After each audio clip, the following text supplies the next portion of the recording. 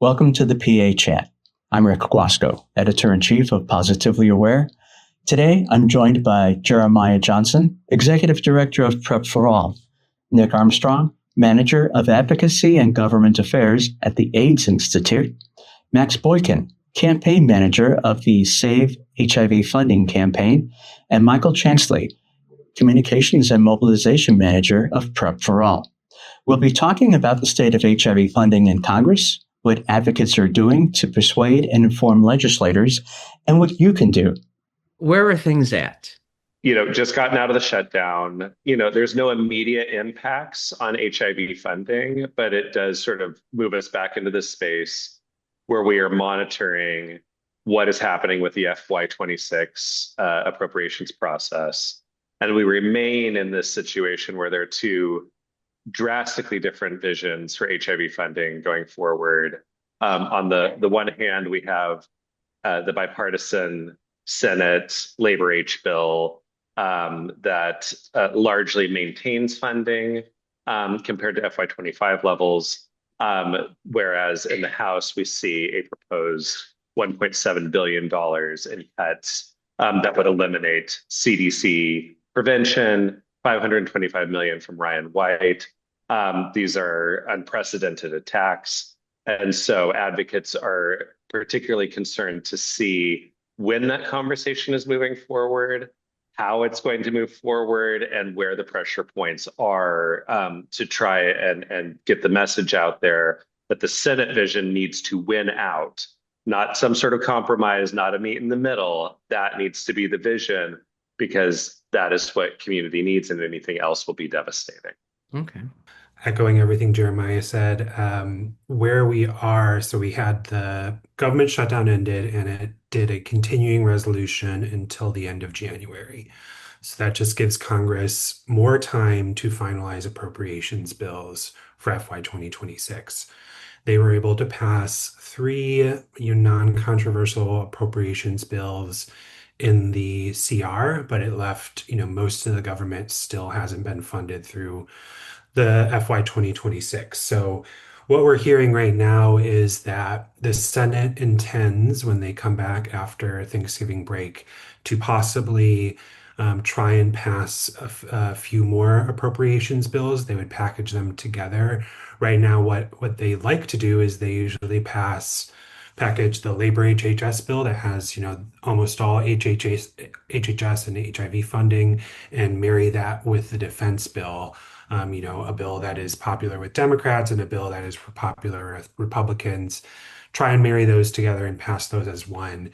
It would be something that would be led initially by the Senate. And as Jeremiah said, the Senate bill is much, much, much better for our programs than the House bill, which devastated them. So right now, it seems like we need a little bit more information about how they want to move forward, but we're hearing that in December they hope to start working on this bill. It takes multiple weeks for them to negotiate what they want in the final bill and then also go to the House and say, we have these starkly different numbers. How are we going to reconcile the differences in order to pass one bill? When we come back after Thanksgiving, I think they're going to attempt to pass something on Labor H with a handful of other bills before the end of the year. I think there's a big question if they have time and if other issues come up before then. But we are running into, if they don't pass it before the end of the year, we'll be back in January, coming up on another deadline for continuing resolution at the end of January, where they'll have to pass something, whether that's another continuing resolution or try and pass full year funding bills. But that's sort of where we are right now.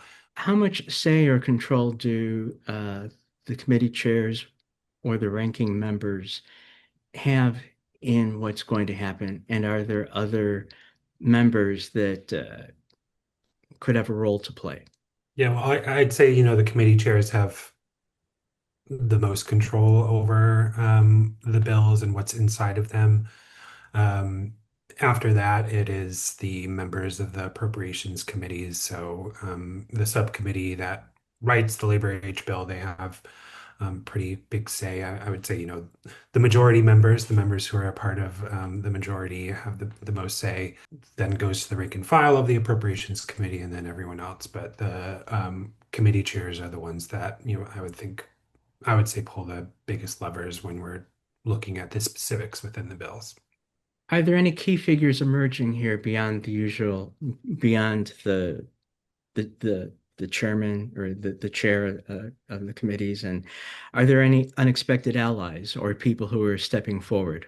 When, Save HIV funding had our Hill Day back in September, we met with Republican offices, including a number of Republicans in New York, and had very favorable conversations. There seemed to be, an understanding that going after Ryan White funded clinics, was really kind of shocking, and I think there was an understanding. I think there is movement. And one thing that we are telling advocates is, your representative or who you're reaching out to is really clearly ideologically opposed, to our movement and to funding. That there are a lot of surprising conversations that take place even across the aisle. And so we really strongly encourage people. Also, House representatives are one piece, but, in particular, every senator, is a key voice. They have an outsized impact, even if they're not on appropriations. So we're encouraging people, to make those connections. There's really something to be done for everybody to have an impact on this conversation. And we do hear from our champions, that we talked to, Mark Pocan's office, Bonnie Wesson Coleman's office, Senator Murray, Senator Baldwin's offices, that when we talk to them, that these conversations do make a difference for them. And so that's a key takeaway that we want to make sure that advocates are hearing. Okay. And I would just add, we can have Republican champions or we can have Republican behind the scenes champions. And I think that's what happened in the Senate. We had, Republicans who we talked about the importance of these programs, and it could be one of the reasons why we had level funding and we didn't have huge cuts in the Senate. There has been a history of Republicans who don't necessarily want to be up in public about their support for our programs, but when they're talking about it with their other colleagues, talking about it with the leadership of the committees, that they, will support our programs behind the scenes. Okay. I do just want to also make the point that the Senate version of the bill maintained significant report language calling for a national PrEP program, in addition. So clearly in this bipartisan bill, to the point that was made, in the subcommittee that Senator Capito, is leading, we still see not only maintaining the existing funding, but language that is calling toward a better vision, for what is needed in the future. So, and specifically bolstering prevention, which is an area that I think in some ways is under the greatest threat right now. The other thing I will also say is that we do have some Republicans who have come out, publicly, and I do think that's important to know also that could be possible. We've seen Representative Mike Lawler, in New York, came out in support of CDC prevention earlier in the year. We have just received word that Representative Joyce's office in Ohio is going to be engaging a Save HIV funding affiliated event. And of course, on the global side, we did see Senator Susan Collins, stepping up to protect PEPFAR. So, we also want advocates again, meet with the offices, see how friendly they are, and then push as far as you can. I think sometimes we get a sense from the zeitgeist that everything is too divided to ever compromise and move something forward, and that's just not true. Right. How discreetly do you have to work with some Republicans? We want to lift the certain messengers that can be heard from the legislative office that we're engaging with. That sometimes does mean we're having more of a provider base, be able to come to there to talk about the dollars and cents. But we also still understand the importance of the lived experience and lived stories that folks are able to bring into those spaces. And part of it is thinking about the practice of who needs to be, or the strategy of who needs to be in the space, but then also the practice of how in which we also tell this story when we're having the meetings. And then there are also times, and we've done this from AIDS Watch to even in district meetings of there are certain community members that will not be welcomed in some of these spaces. That means that when we are able to have them in other spaces, and I'll say this, particularly when we had an opportunity with the Senator Warnock's office and Senator Ossoff's office, was to also, because this was a friendlier chance, was to also have people of trans experience, of mixed immigrant backgrounds, to be able to tell their experiences to more welcoming spaces and give them more space in those conversations, while allowing us that did and have different privileges to be able to have more of the tougher conversations with some of the Republicans in the meetings that we did have. All right, Jeremiah, did you want to Just a super quick comment to build on my the comment that I had made, and also exactly on what Max was talking about. You know, having the right messengers at the right time and the right setting matters, a lot.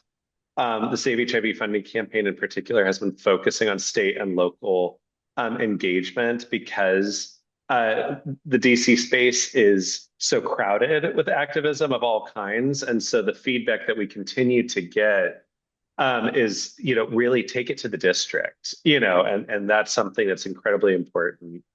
I also wanted to lift up one other really compelling story this year with a Republican office, and this comes via the National HIV/AIDS Housing Coalition, which, just to mention, we haven't really talked about the T-HUD side of this as of yet, where HOPWA, is of particular interest for advocates.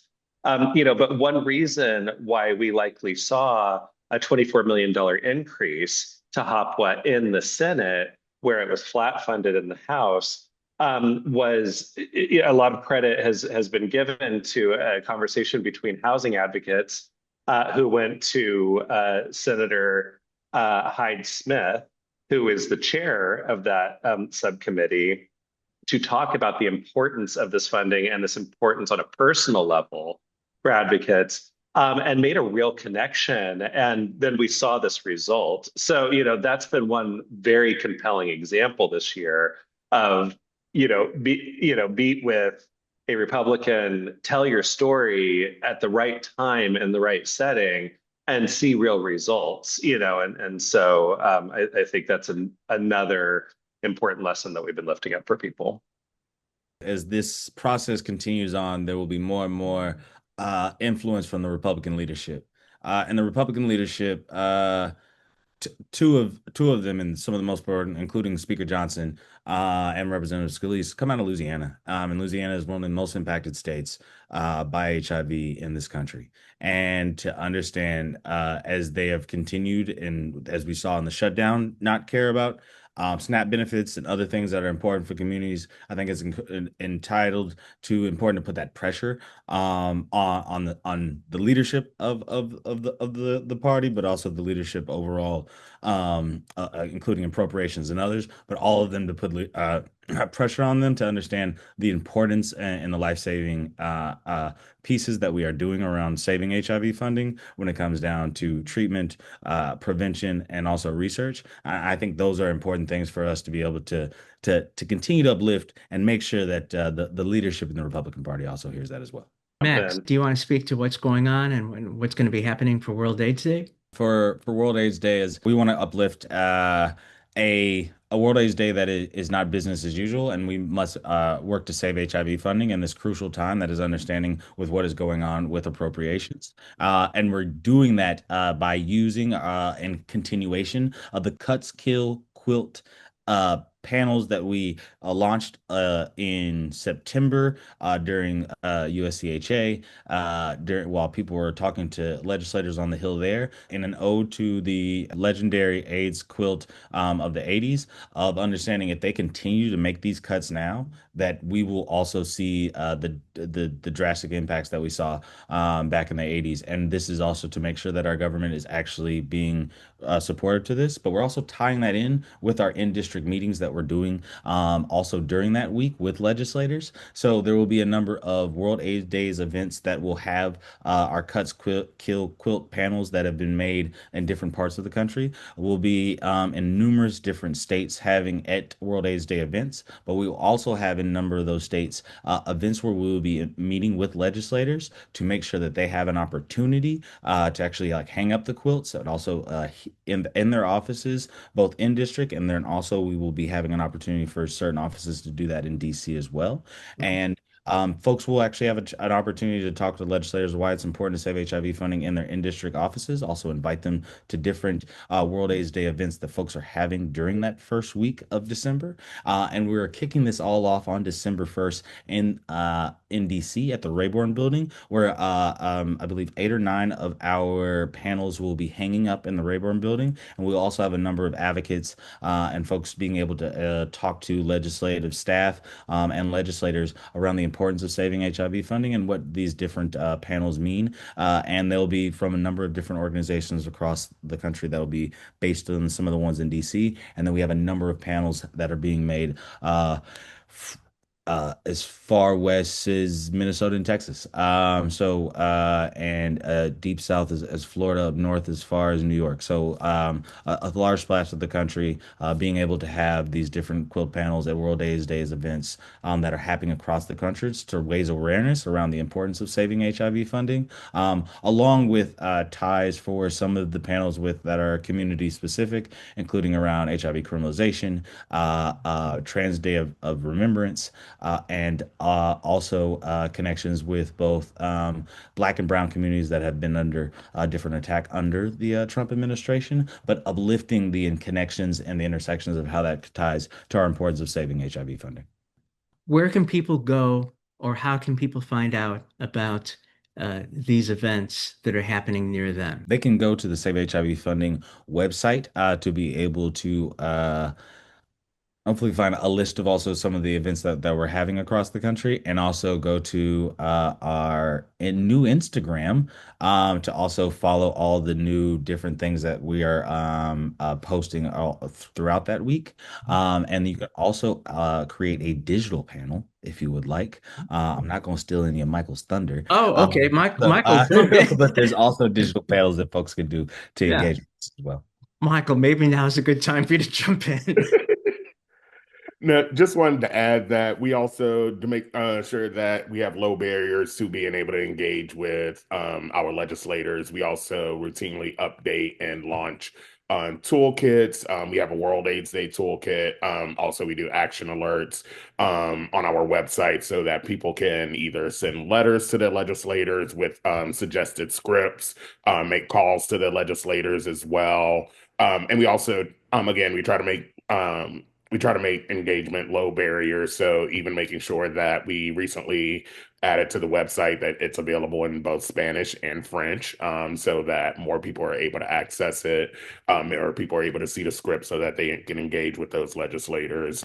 And we're always updating those action alerts because things are changing as we go from one point. We've been doing this since the beginning of the Save HIV funding campaign. So making sure that people are not only having these scripts, but they have relevant information. And you can even go on the website. We have state-by-state fact sheets so that people can know what exactly would be the impact of these funding cuts at Ryan White, or cutting funding at CDC, so that they can see the direct impact on HIV prevention and treatment in their own state. So when they're engaging with their legislators, you're not talking about it in a generalized or abstract way, like this will be the impact for your constituents, based in, for me it's Georgia or whatever state you're in, so that you can let them know what that impact will be. Max, let's work this into the recording. Would you like to to tell people where the URL where they can go online. So, if you would like to find more information around our World AIDS Day Week of Action, you can actually go to savehivfunding.org /Save HIV Funding Campaign World AIDS Day Toolkit, and you will find a toolkit that was created by the Save HIV Funding campaign to help you reach out to your legislators, help put an event together. Also, think about how in which you put a quilt panel together. All of that information is there in the toolkit, and thinking about how you can also join and be a part of the World AIDS Day Week of Action. You can also find a opportunity to get a Save HIV Funding t-shirt or some swag as well. www.bonfire.com /SHF Cuts Kill to purchase a shirt or sweater to support the campaign, and or also just have swag for when you are a part of these different parts of the Week of Action. Right. Okay. Nick? Really want to reemphasize that this on the ground in district meetings are such an important tool. Advocates in DC continue to do all of our meetings with legislators, talk to them sort of about the details. But we've heard there's a disconnect between what is happening in DC and what's happening in districts. And if, God forbid, there's some sort of cuts to any of our programs, or if what happened in the last year, the administration will delay or withhold funding for these programs. The people who are going to hear it first are the district staff, the caseworkers. When someone is losing their insurance or they can't access Medicaid, they're going to go to the district staff. So having those connections with the district staff and people who are working in the district, I think is really, really key because, they can talk to the DC office and say, this vote that is about to happen will have X impact on the people in our district. So really want to reemphasize that work is really helping all of the DC advocates who are going into the offices to really, get, show how these votes are impacting the constituents at home. Okay. And I guess that is a nice segue back to Michael and the importance of telling these individual stories, and so that this is not just an abstraction. Right. And I think that's a big part of the work that we do is always highlighting storytelling, whether that be through our social marketing campaigns, whether that be putting community members directly in contact with legislative staff so that they can share their stories. And again, also just making sure that people are having the information to attach to their stories. So making sure that we're able to connect all of those dots. You want to have that personal story of impact while tying it to the larger policy issues that are at hand, specifically with the Save HIV funding campaign, the threats to HIV funding and infrastructure when it comes to prevention and treatment services and housing services. So that's just a big part of how we have also op-eds, getting people to write op-eds and letters to the editor about their experiences and how these funding cuts will impact people, impact them and people in their communities. And I think that just helps add to the larger narrative. Oftentimes, you have the media narrative, but when we're able to craft our own narratives and making sure that those people are getting their voices heard, I think that's really important as well. So it's not just in the hands of someone writing an article for a major publication or a researcher or academic, but actually hearing it directly from the community that's being impacted. Which are their constituents. Correct. Yes, exactly. So these are their constituents who pay their salaries and vote them in, and so that they can know, hey, this is how this is how these funding cuts are going to impact people in your district. As we start to wrap this up, is there anything else that you want or that you think that readers and viewers should know? I'll just say that, the energy and the momentum on our regular weekly Save HIV funding calls on Tuesdays at noon Eastern are giving a lot to a lot of people. And I encourage people to reach out to us at the Save HIV funding campaign to get plugged into those calls if they're interested. I will also say, you know, this type of a strategy, it needs to be funded for it to be successful. And particularly as we see many HIV funders in the space, sort of deciding what their strategy is going forward. It's important that, we're clear that we need more policy advocacy right now, not less. That, if we are seeing funders shying away for whatever reason, we understand it's a really intense sort of political climate right now. But, at the end of the day, philanthropy is not going to be able to make up for federal funding cuts. And so, something we really need, in particular, our major HIV foundations to hear right now is that it would be a huge strategic loss for the entire field and a huge misstep if they don't get fully behind the strategy that we've outlined on this call for the rest of this year and into 2026. Okay. Thank you, Jeremiah. Michael, you have something? Yeah, I don't know if this was said earlier, but just maybe helpful to have just like the historical context that this wasn't something that was the Save HIV funding campaign was not something that was just built in response to the current administration. We actually launched the Save HIV funding campaign in 2023 in response to threats to funding for FY24. So one of the reasons that we have been able to really mobilize community is because we already had organizations, over 100 organizations, sign on 2 years ago when we launched the campaign and continued to craft these narratives around the impact and pulling community together. So I think that's one of the big reasons why when everything hit the fan with the current administration, we had already laid the groundwork and built the connections and already started creating the narratives. And really just also trying to started early on, trying to identify those champions across the political spectrum who could support making sure that these funding cuts don't impact our community. Nick? Yeah, one thing I want to emphasize is I think this next year is sort of a make or break moment for the HIV community. We were talking about all these discretionary programs, the Ryan White program, CDC's HIV prevention, HOPWA, Minority AIDS Initiative. These are programs that are funded on a yearly basis. But HR 1, the reconciliation bill that was passed by Republicans earlier this year, really gutted Medicaid, and that specifically Medicaid work reporting requirements that do not work and throw people off of Medicaid.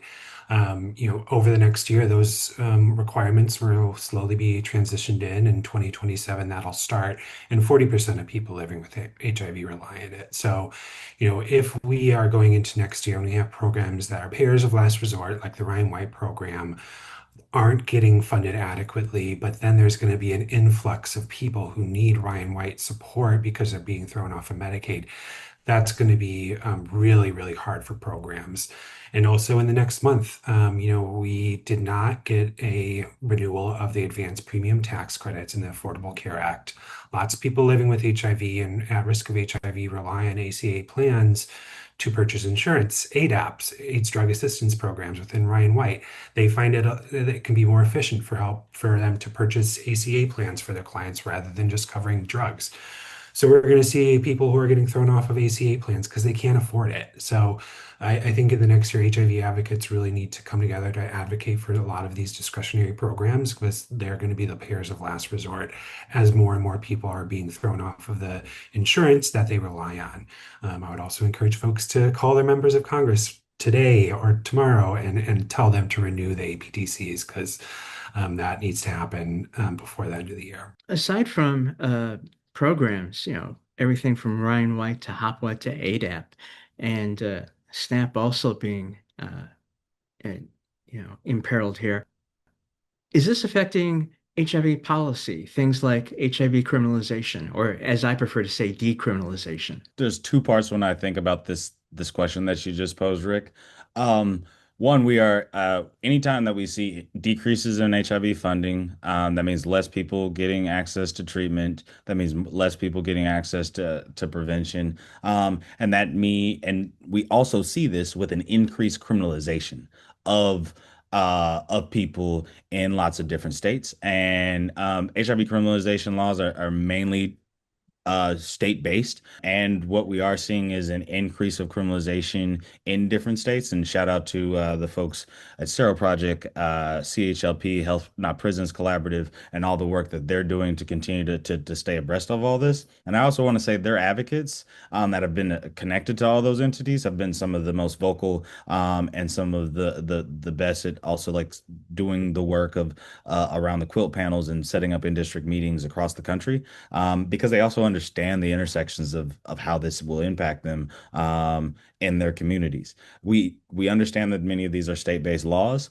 but with less federal money actually coming to support around HIV treatment and prevention and housing, that will then lead in because of also increased overall criminalization of people, along with some bad criminalization laws on the book, an increase of criminalization of HIV criminalization, especially as we've also see of a have and have nots places, especially in the place where I am also residing in the South, of seeing that where people will be disproportionately impacted by it.